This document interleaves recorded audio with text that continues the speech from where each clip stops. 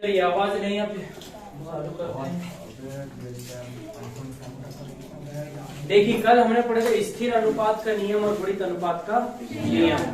अब स्थिर अनुपात के नियम को और क्या बोलते हैं बेटा? निश्चित अनुपात का नियम। किसी भी यौगिक में उसके संगठन को ज्ञात करने के लिए, है ना, किसी भी यौगिक में उसके संगठन को ज्ञात करने के लिए एक वैज्ञानिक थे जिनका नाम था लुई स्ट्राउस। कौन से वैज्ञानिक थे बेटा? Louis Strauss. बात है कौन से सन की? कब की? बात है 1799 की। क्या होता है, ये जो लुई स्ट्राउस थे उन्होंने कहा कि मान के चलो कोई भी यौगिक है या कोई भी पदार्थ जब आपस में मिलकर के यौगिक बनाते हैं तो उनका संगठन जो रहता है, संगठन मतलब कंपोजिशन की बात कर रहा हूं मैं। किसकी बात?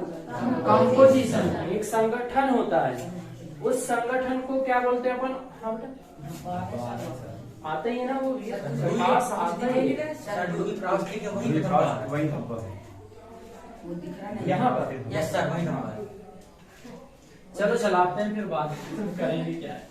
हाँ लुई प्राउस्ट, यहाँ दिखेगा लुई प्राउस्ट, दिख रहा है यहाँ? यस सर दिख रहा है सर। अच्छा करते हैं उसकी व्यवस्था भी, वो CFL वगैरह लेकर के आते हैं, लगाएंगे बाजू में आप यहाँ पर लगाते हो, यहाँ पे लगा देंगे तो कोई दिक्कत नहीं। चलिए कोई बात नहीं। तो बात है सन 1799 की। एक वैज्ञानिक है जिनका नाम था लुई प्राउस्ट। इस लुई प्राउस्ट ने किसी भी यौगिक का संगठन जो रहता है, कंपोजिशन जो रहता है वो कैसा रहता है? निश्चित रहता है। उन्होंने बताया कई बार क्या होता है अपन ये वाला संगठन लिख देते हैं, संगठन, ये वाला संगठन ऑर्गेनाइजेशन वाला होता है। जैसे अपन वो पढ़ते हैं ना WHO, इसरो, ये सभी जो लास्ट वाला जो ओ है ये ऑर्गेनाइजेशन वाला है ना। वर्ल्ड हेल्थ ऑर्गेनाइजेशन, ये सैटेलाइट वाला भी जो अपन ने चंद्रयान 3 इसके माध्यम से है। चलिए लुई प्राउस्ट ने सन 1799 में किसी भी यौगिक में उपस्थित पाए जाने वाले जो संगठन है उसके बारे में बताया। और क्या कहा पता है? प्रत्येक रासायनिक यौगिक में पाए जाने वाले जो भी उसके अवयवी घटक रहते हैं वो एक निश्चित अनुपात में रहते हैं, या उन्होंने कहा भारानुसार सदैव एक निश्चित अनुपात में पाए जाते हैं। फिर अपन एग्जाम्पल पढ़ा था काय का? जल का। मैंने कहा पानी अपन अपनी कुआं से लाएं या अपन कहीं चले गए बढ़िया गोवा, समुद्र में गए, उधर समुद्र का एक किनारा है क्या वहां पर? Yes sir. वहां का पानी लेकर के आए, या नदी नाले का पानी ला लिया अपन ने, तुम है ना, या फिर मैंने बताया डोबरे का भी पानी लेकर के आए अपन ने, गटर का भी पानी लेकर के आए। मैं बोल रहा हूँ कि जो पानी है उसका हमेशा संगठन कैसा रहेगा? उसका अणुसूत्र क्या रहेगा? H2O। हाइड्रोजन के 2 परमाणु और ऑक्सीजन का 1 परमाणु। तब उन्होंने इस प्रकार से संगठन के बारे में अपना नियम प्रस्तुत किया लुई प्राउस्ट ने। और लास्ट में उन्होंने कहा कि ये जो H2O है इसका अनुपात पाया जाता है 1:8। 1:8।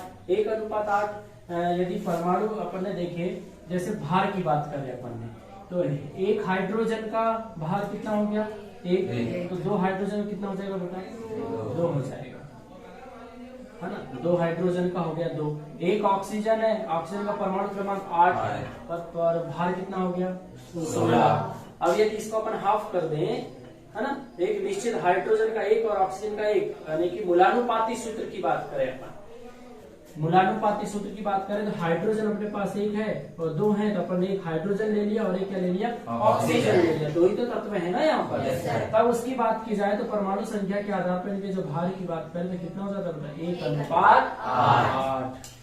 ये 2:16 अपने को प्राप्त हुआ। इसके बाद जब अपन इसको हाफ कर देते हैं तो 16 का कितना हो जाएगा? 8, और इधर क्या बच जाएगा? 1। मतलब जल कितने अनुपात में पाया जा रहा है? 1:8 में। फिर हमने क्या देखा था? कार्बन डाइऑक्साइड का भी एग्जाम्पल पढ़ा था। तो कार्बन डाइऑक्साइड जो था, कार्बन डाइऑक्साइड गैस को भी अपन कई माध्यम से प्राप्त कर सकते थे। मैंने बोला कि अपन वायु की उपस्थिति में किसी को यदि अपने कागज को जला दें, अपन कागज को लिए और वायु की उपस्थिति में जला दिए तो जो कागज है वो क्या है बेटा? कार्बन है। और कार्बन जब ऑक्सीजन की उपस्थिति में क्रिया करेगा तो क्या बनेगा? CO2, कार्बन डाइऑक्साइड गैस बनेगी, है ना। अब फिर अपन ने और क्या माध्यम से प्राप्त किए थे? एक अपना Na2CO3 था पदार्थ, सोडियम कार्बोनेट, जिसको अपन कपड़े धोने का सोडा भी बोलते हैं। तो जब Na2CO3 के साथ काय की क्रिया कराए थे बेटा अपन ने? किसकी क्रिया कराए? हाँ, वेरी गुड, हाइड्रोक्लोरिक अम्ल की क्रिया करवाए थे। यहाँ पर भी कौन सी गैस बाहर निकल रही थी? CO2 गैस बाहर निकल रही थी। कैसे निकल रही थी बेटा? अच्छा देखो यहाँ पर अभी देखो अपने पास Na कितने हैं? 2 हैं।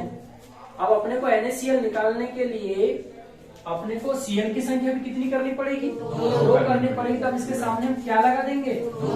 2 लगा दिए। अपन ने क्या करे, यहाँ का 2 Na और यहाँ का 2 Cl मिलकर क्या बना लिए? 2 NaCl बना लिए। क्यों? क्या बनाया? 2 NaCl बनाया। इसके पश्चात अपने को कौन सी गैस बाहर निकालना था? आकाश, CO2 गैस। मैं क्या करता हूँ, यहाँ का एक कार्बन ले लेता हूँ ना यार, एक कार्बन ले लिया और ऑक्सीजन अपने पास कितने हैं? 3। अपन ने 2 ऑक्सीजन ले लिया तो क्या बन गया? CO2 gas. फिर सर अब आगे सर समझ रहे हैं, हाइड्रोजन कितने बचे? 2। तो H2 और हमारा जो ऑक्सीजन 3 थे, 2 वहां चले गए, बचा कितना? इस आधार पर अपने को यहाँ कौन सी गैस प्राप्त हुई? Carbon dioxide gas. इसके पश्चात हमने आपको एक और उदाहरण बताया था, जब हम CaCO3 को गर्म करते हैं, कैल्शियम कार्बोनेट को जब अपन गर्म करते हैं, तो जैसे ही अपन इसको गर्म करते हैं तो ये अपने 2 भागों में टूट जाती है। यहाँ का Ca और यहाँ का एक O, क्या बन गया? CaO, जिसको अपन कौन सा चूना बोलते हैं? बिना बुझा चूना बोलते हैं। कौन सा चूना? बिना बुझा। हाँ, और इसके साथ निकलती है कौन सी गैस? Carbon dioxide. Carbon dioxide. तो ये हमारा नियम था। ये जो कार्बन डाइऑक्साइड गैस निकली है, इस प्रकार से अपन कितने माध्यम से इसको प्राप्त कर सकते हैं? यहाँ पर 3 माध्यम से प्राप्त करें। लेकिन संगठन की बात करते हैं तो कार्बन का जो परमाणु क्रमांक होता है वो कितना होता है? 6। और भार कितना होता है इसका? बताइए, भार कितना होता है? 12। ऑक्सीजन का परमाणु भार 16। तब एक परमाणु का 16, तो 2 परमाणु का कितना? 32। तब अपन बोलते हैं कि इसका जो संगठन है 12 कितना है बेटा? 32 है ना। अब 12:32 यदि मान के चलो अपन इसको इस जो ऑक्सीजन है यहाँ पर उसका परमाणु भार अपना 32 हो गया था। अपन इसको जब मानेंगे तो लगभग इसका जो आयतन क्या होगा, अनुपात क्या होगा? बताइए, किस अनुपात में एक दूसरे से जुड़े रहेंगे? बताइए क्या अनुपात हुआ? 12:32। ये एक निश्चित क्या होगा उसका अनुपात। जिस प्रकार वहां 1:8 था, यहाँ पर क्या हो गया? 12:32। ऐसे पदार्थ के संगठन को ही